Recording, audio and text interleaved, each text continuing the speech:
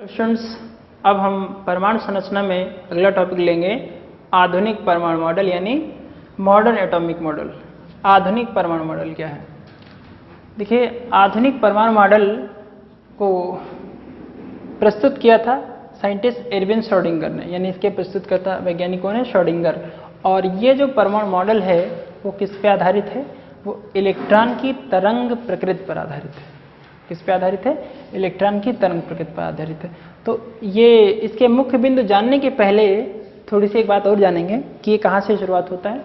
इसके पहले तक जितने भी आपने मॉडल्स पढ़े हैं, कहने का मतलब बोहर का मॉडल या थॉमसन का मॉडल या रदरफोर्ड का मॉडल और इसके सोमरफेल्ड का मॉडल, तो इन सभी जो मॉडल्स की जो बेसिक यानी जो मूलभूत हैं उनको रखते हुए जो उनमें संशोधन किया, तो उन संशोधन करने के बाद जो मुख्य बातें बची उनको इन्होंने इस मॉडल में बताया है। तो इसमें कौन कौन सी बातें इन्होंने रिटेन रखा वो भी इसमें दी गई हैं और कुछ नहीं दी गई, उसको हम जनरली समझ लेते हैं। कि जैसे थॉमसन ने बताया था कि परमाणु इलेक्ट्रॉन और प्रोटॉन से यानी धनावेशित भाग और ऋणावेशित भाग से मिलकर बना, यानी धनावेशित भाग प्रोटॉन होते हैं, ऋणावेशित भाग इलेक्ट्रॉन होते हैं, वो इधर इन्होंने माना। इसके बाद जो बताया था रदरफोर्ड ने कहा था कि परमाणु दो भागों से मिलकर बना होता है, एक तो धनावेशित नाभिक केंद्रीय सूक्ष्म धनावेशित भाग जिसको नाभिक कहते हैं, और दूसरा उसके चारों ओर का वह खोखला क्षेत्र जिसमें इलेक्ट्रॉन चक्कर लगाते हैं। तो ये बातें रदरफोर्ड की। और इसके बाद बोहर की कि बोहर विभिन्न प्रकार की निश्चित कक्षाओं में, स्थायी कक्षाओं में इलेक्ट्रॉन चक्कर लगाते हैं, उन बातों को। उसके बाद जो कुछ और बातें हैं उनको इन्होंने दिया है किसके आधार पे? इलेक्ट्रॉन की तरंग प्रकृति के आधार पे। तो इस मॉडल की जो मुख्य बातें हैं वो कौन कौन सी हैं उनको हम आइए जानते हैं जरा सा। तो पहली तो ये चीज़ है कि जो परमाणु की संरचना होती है वो दो मुख्य भागों से मिलकर बनी होती है। कौन कौन सी? केंद्रीय धनावेशित भाग जिसको हम नाभिक कहते हैं, और दूसरा कौन सा भाग? नाभिक के बाहर का त्रिविम क्षेत्र। नाभिक के यहाँ पे आपको बताया था रदरफोर्ड ने खोखला क्षेत्र, लेकिन खोखला क्षेत्र नहीं, यहाँ पे नाभिक के बाहर का त्रिविम क्षेत्र जहाँ पे इलेक्ट्रॉन वितरित रहते हैं, इलेक्ट्रॉन फैले रहते हैं। और ये इलेक्ट्रॉन रहते कहाँ हैं? त्रिविम क्षेत्रों में। त्रिविम क्षेत्रों में इलेक्ट्रॉन कक्षकों में रहते हैं। ये फिर कक्षक और उपकक्षक और कोश इन्हीं त्रिविम क्षेत्रों में पाए जाते हैं, यानी कक्षक, उपकक्षक और उपकोश ये सब मिलके क्या बनाते हैं? नाभिक के बाहर का त्रिविम क्षेत्र। तो ये पहला पॉइंट हुआ। दूसरे पॉइंट में आपको बताया जाता है कि इलेक्ट्रॉन नाभिक के बाहर के जो त्रिविम क्षेत्र हैं उनमें कक्षक उपस्थित होते हैं। उन कक्षकों की जो आकृति होती है और ऊर्जा होती है सभी कक्षकों की अलग अलग होती है। तो इलेक्ट्रॉन इन्हीं कक्षकों में वितरित रहते हैं, अर्थात नाभिक के बाहर विभिन्न आकृति और ऊर्जा के कक्षकों में इलेक्ट्रॉन वितरित रहते हैं। और किसी एक कक्षक में अधिकतम कितने इलेक्ट्रॉन हो सकते हैं? अधिकतम 2 इलेक्ट्रॉन हो सकते हैं। किसी एक कक्षक में अधिकतम 2 इलेक्ट्रॉन हो सकते हैं, और उन दोनों इलेक्ट्रॉनों का चक्रण विपरीत होता है। विपरीत चक्रण का मतलब क्या होता है? विपरीत चक्रण का मतलब ये है कि सपोज करते हैं ये नाभिक है, तो इसके अराउंड अगर एक इलेक्ट्रॉन इस डायरेक्शन में जा रहा है तो दूसरा उससे अपोजिट डायरेक्शन में आएगा। अर्थात एक इलेक्ट्रॉन अगर ऊपर जा रहा है तो दूसरा नीचे को आएगा, एक अगर दाएं को जा रहा है तो दूसरा फिर बाएं को आएगा। ये विपरीत चक्रण का मतलब। तो एक कक्षक में अधिकतम 2 इलेक्ट्रॉन हो सकते हैं, और उन दोनों इलेक्ट्रॉनों का जो चक्रण है वो हमेशा कैसा होगा? अपोजिट होगा। ये तो बताया दूसरे पॉइंट में। तीसरे पॉइंट में आपको बताया जाता है कि इलेक्ट्रॉन के बाहर जो आपने बताया है विभिन्न आकृति और ऊर्जा के कक्षक होते हैं, तो ये परमाणु कक्षक मिलकर उपकोश का निर्माण करते हैं। उपकोशों के ही हम उपकक्षा कहते हैं या उपकक्षक कहते हैं, और ये उपकक्षा या उपकोश जो होते हैं इन्हीं को हम उप ऊर्जा स्तर भी कहते हैं। और जो उपकोश या उप ऊर्जा स्तर होते हैं तो ये आपस में मिलकर क्या करते हैं? ये कोश का निर्माण करते हैं। कोश को हम कोश कहते हैं या कक्षा कहते हैं, या इन्हीं को हम मुख्य ऊर्जा स्तर कहते हैं। कहने का मतलब परमाणु कक्षक मिलकर उपकोश बनाते हैं, उपकोश मिलकर कोश का निर्माण करते हैं। अर्थात कक्षक, उपकक्षक और कोश, इन सब में जो सबसे छोटी इकाई है वो कक्षक है और जो सबसे बड़ी इकाई है वो क्या है? कोश। तो ये आपको तीसरे पॉइंट में समझ में आया। चौथे पॉइंट में कहा गया है कि जो परमाणु के कोश हैं, परमाणु की कक्षाएं हैं, तो उनको हम दो तरीके से डिनोट कर सकते हैं, या तो K, L, M, N, O, P, Q इन प्रकार के लेटर से डिनोट करें, या फिर उनको नंबर से डिनोट करना चाहते हैं तो पहली कक्षा के लिए कक्षा को एक साधारण अक्षर हम n से डिनोट करते हैं। इनको हम, ये मुख्य क्वांटम संख्या होती है, क्वांटम संख्याएं आगे जानेंगे क्या होती हैं अगले वीडियो में। तो पहली कक्षा के लिए एक n बराबर 1 से रिप्रेजेंट करते हैं, दूसरी कक्षा के लिए 2, तीसरी कक्षा के लिए 3, चौथी कक्षा के लिए 4, पांचवी कक्षा के लिए इसी तरह आगे बढ़ते, जितनी कक्षाएं बढ़ती चले जाएंगी उस कक्षा का नंबर भी उतना ही बढ़ता चला जाएगा। एक ये। इसके बाद में जो ये कक्षाएं होती हैं, तो इन कक्षाओं में अधिकतम इलेक्ट्रॉनों की संख्या कितनी होगी वो भी जान लीजिए। इन इलेक्ट्रॉनों में अभी तक जो हमको ज्ञात तत्व हैं 118, उनके अकॉर्डिंग पहली कक्षा में अधिकतम 2 इलेक्ट्रॉन होते हैं। इसके लिए फार्मूला तो दिया था बोरबरी ने 2n²। फार्मूला कौन सा मिला था? 2n²।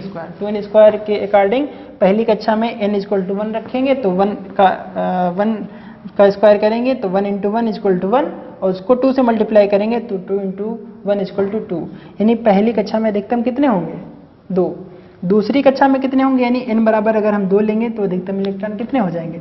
2n² के अकॉर्डिंग 2 × n की जगह पे हम रखेंगे 2, और 2 का स्क्वायर हो जाएगा तो 2 दूनी 4, 4 दूनी कितने हो जाएंगे? 8। यानी दूसरी कक्षा में अधिकतम इलेक्ट्रॉन कितने हो सकते हैं? 8। तीसरी कक्षा में अधिकतम 18, चौथी में अधिकतम 50, फिर इसी तरह आगे बढ़ते चले जाएंगे। लेकिन एक्चुअली अधिकतम इलेक्ट्रॉन जो अभी तक का विन्यास है 118 तत्वों, 118 इलेक्ट्रॉनों का जो अधिकतम विन्यास है, तो उसमें पहली कक्षा में अधिकतम 2 होते हैं, दूसरी में 8, तीसरी में 18 और चौथी में 32, पांचवी में 32 पाए जाते हैं, छठी में फिर से 18 और आठवीं में फिर से 8 हो जाते हैं। यानी इसमें 32 कब हो सकते हैं? 2, 8, 18 और 32। 32 के बाद इसमें 50, पांचवी कक्षा में 50 कब हो सकते हैं? अगर हमको 118 तत्वों से अधिक इलेक्ट्रॉन वाला अगर हमको विन्यास प्राप्त हो, तब फिर आगे हम यहाँ पे अधिकतम 32 इलेक्ट्रॉन 50 दिखा सकते हैं। लेकिन एक्चुअल में 118 तक के इलेक्ट्रॉन जो हैं वहाँ तक कितने होंगे? वहाँ सिर्फ 32 इलेक्ट्रॉन ही पाए जाते हैं। हो तो सकते हैं अधिकतम 50, लेकिन पाए कितने जाते हैं? अधिकतम 32 ही पाए जाते हैं। तो ये 4 पॉइंट हो गए। अब कुछ पॉइंट्स और बचे हैं जिनको हम देखते हैं, पहले बोल्ड ऑफ करते हैं। फिर नेक्स्ट पॉइंट में हम ये जानेंगे कि जो कोष होता है, तो किसी निश्चित कोष में उपकोषों की कुल संख्या कितनी होती है और उसमें कक्षकों की कुल संख्या कितनी होती है। तो जो 5वां पॉइंट है इस मॉडल का, वो ये कहता है कि किसी निश्चित कोष में उपकोषों की कुल संख्या n होती है। n क्या है? मुख्य क्वांटम संख्या। आपको बताया था n = 1, 2, 3, 4 जैसे होता है। यानी पहली कक्षा के लिए n बराबर 1 होता है, दूसरी कक्षा के n बराबर 2, तीसरी कक्षा के n बराबर 3। पीछे आपको इसे बताया। तो उपकोष कितने होंगे? उपकोषों की कुल संख्या कितनी होगी किसी कक्षा में? वो होगी मुख्य क्वांटम संख्या, यानी उसकी कक्षा संख्या के बराबर। और उसमें कक्षकों की कुल संख्या कितनी होगी? कक्षकों की कुल संख्या होगी मुख्य क्वांटम संख्या, यानी उसकी कक्षा संख्या के वर्ग के बराबर। ठीक है? ये तो इस चीज को समझने के लिए थोड़ा सा ये डायग्राम बना हुआ, इसको हम समझेंगे। इसको समझने के लिए पहले एक बार हम कोष, उपकोष और कक्षक की अवधारणा समझ लेते हैं, फिर इस चीज को एक्सप्लेन करेंगे इसी फिगर के माध्यम से। देखिए, कोष, उपकोष, कक्षक क्या होते हैं? सपोज कर लेते हैं ये नाभिक है, नाभिक के बाहर की पहली कक्षा यानी K, फिर दूसरी कक्षा यानी L, फिर तीसरी कक्षा यानी M। तो KLM हमने ले लिया। तो इनके ये सेक्शन ले लिए। पहले ये हमने यहाँ पे जूम करके दिखाया, दूसरा हमने ये जूम करके लिखा, तीसरा का इतना, यानी एक पार्ट हमने इसका लिया। तो ये पहली कक्षा को रिप्रेजेंट करता है, ये दूसरी कक्षा को, ये तीसरी कक्षा को, यानी ये लिखे हुए हैं n बराबर लिखे हुए हैं। ठीक है? तो इसका मतलब है ये है कोष, और कोषों के अंदर होते हैं उपकोष। आपने बताया था। तो उपकोष क्या होते हैं? उपकोष में आपने बताया है कि कुल संख्या उपकोषों की कितनी हो जाएगी? n। तो ये पहली कक्षा 1 होती है, तो इसके अंदर एक ही उपकोष होता है। दूसरी कक्षा के अंदर 2 उपकोष होते हैं, तीसरी कक्षा के अंदर 3 उपकोष होते हैं। ये तो इसका मतलब है ये पहली कक्षा, इनको नाम हम देते हैं। पहली कक्षा का जो उपकोष है उसका नाम है 1s, दूसरी कक्षा का जो 2 उपकोष हैं, तो दूसरी कक्षा के पहले का नाम है 2s और दूसरे का नाम है 2p। तीसरी कक्षा में 3 है तो पहले का नाम है 3s, दूसरे का नाम है 3p और तीसरे का नाम है 3d। अब जो ये उपकोष है, उपकोषों के अंदर होते हैं कक्षक, उपकोषों के अंदर कक्षक। तो उपकोष है, इसके अंदर कितने कक्षक होंगे, इसको पहले टेबल ये देख लेते हैं फिर देखते हैं। अगर S उपकोष है तो उसके अंदर एक ही कक्षक होगा, अगर P उपकोष है तो उसके अंदर 3 कक्षक होंगे, और अगर D उपकोष है तो उसके अंदर कितने कक्षक होंगे, 5, और अगर F उपकोष है तो उसके अंदर कितने होंगे, 7। लेकिन फिलहाल इस फिगर में आपको 3 ही तक दिखाएंगे, इसको जरा सा समझते हैं। S उपकोष है तो उसमें कक्षक भी एक होगा, यानी एक ही S पहली कक्षा में जितनी कोष, जितनी बड़ी कोष उतना ही बड़ा उपकोष और उतना ही बड़ा कक्षक, यानी वही कोष वही कक्षक वही उपकोष। तो S जब ये है 1s, ये 2s, S ही तो है, ये 1s से 2s के अंदर, तो इसमें भी कितने होंगे उपकोष, इसमें भी एक भी कक्षक होगा। इस 1s में एक कक्षक, 2s में भी एक कक्षक। जो 2p है तो इसमें कक्षक कितने होंगे, इसमें कक्षक p में आपने बताया 3 हो जाएंगे, तो p कक्षक में कितने p उप कक्षक यानी p उपकोष में कितने हो गए कक्षक, p उपकोष में कक्षक हो गए 3। फिर तीसरी कक्षा का जो s है उसमें एक कक्षक, फिर p में फिर 3 कक्षक, और d में कितने हो गए 5। तो ये हो गए कक्षक। तो आप कह रहे कक्षकों की कुल संख्या कितनी होगी किसी कोष में, उसकी कक्षा संख्या के स्क्वायर के बराबर।